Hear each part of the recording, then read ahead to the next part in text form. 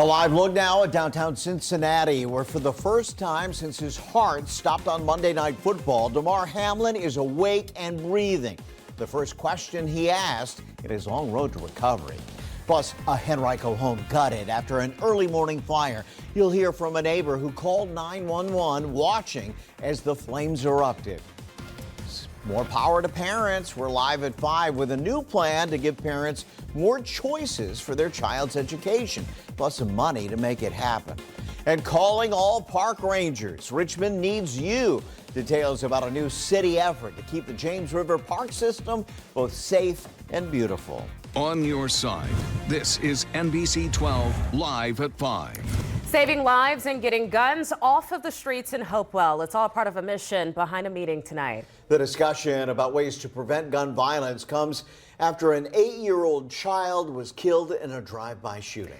Live at 5 tonight, John Hood is outside of Hopewell Council chambers with details about its new program. John?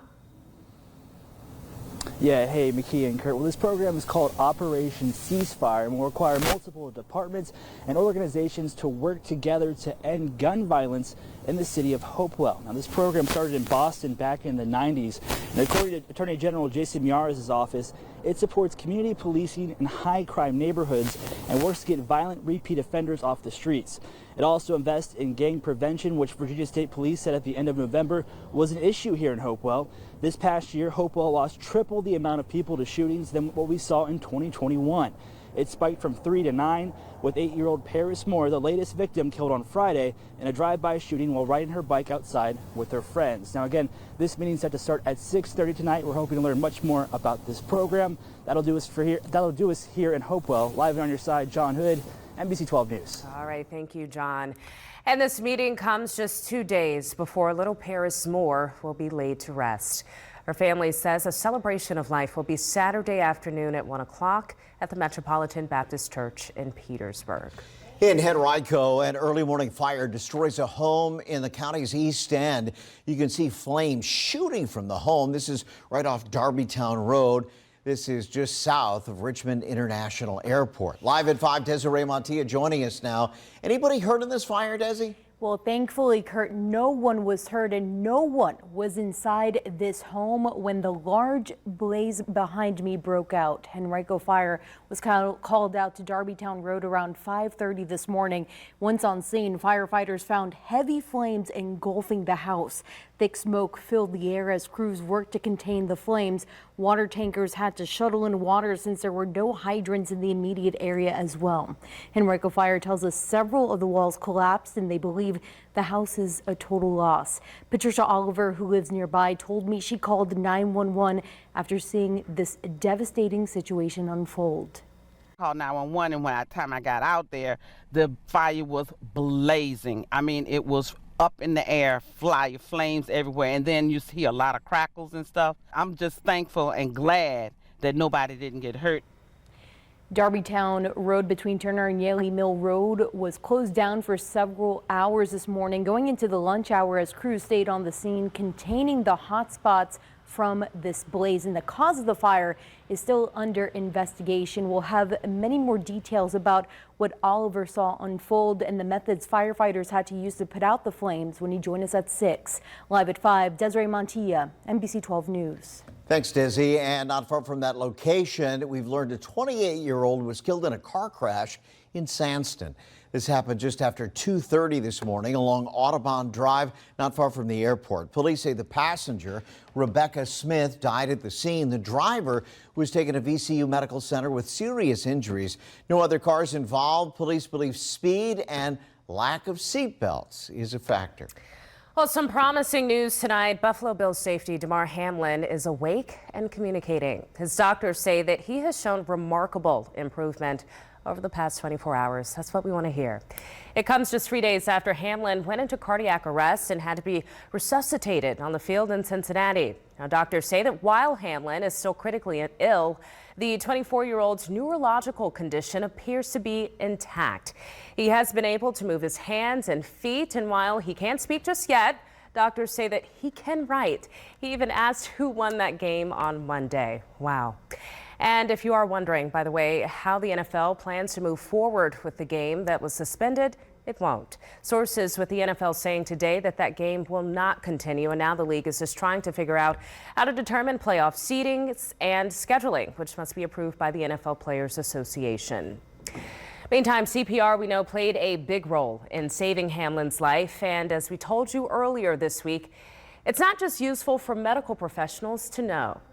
If it's a family member, a friend, or even if you're mall shopping, if we can get somebody to start bystander CPR, the chance of that person surviving more than doubles.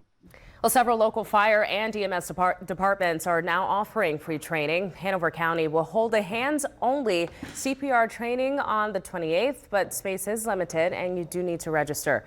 Chesterfield County also offers training, but it's through the Pulse Point app. You can find all of the information for it on chesterfield.gov/CPR.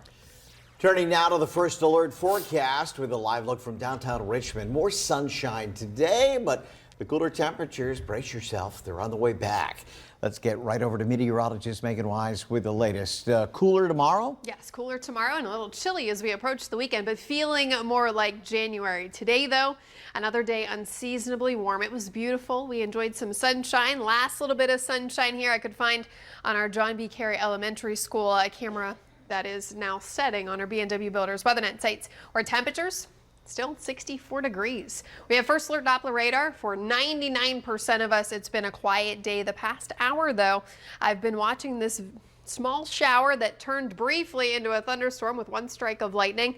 Now it is dissipating. This is up towards Westmoreland County, very close to Bryanttown, and that's going to move its way on up towards Maryland. But for us, the remainder of the night, quiet conditions. Temperatures dropping back into the 50s right now in Louisa. We have 56 in Farmville, 58 right now in Tappahannock. We're in the low 60s still from Hanover down towards Petersburg. And our evening forecast tonight's clear skies, quiet. Temperatures, though, a little cooler compared to where we've been the past couple of evenings. We'll be in the low 50s tonight. We'll talk more, though, about another beautiful day tomorrow, just a little cooler, coming up here in a bit. Makia. All right, sounds good to me. Thank you, Meg. A rally for education at the state capitol this afternoon. Lieutenant Governor Winsome Earl-Sears met with state legislators and activists to promote a bill that she believes would help give parents power in where their child goes to school.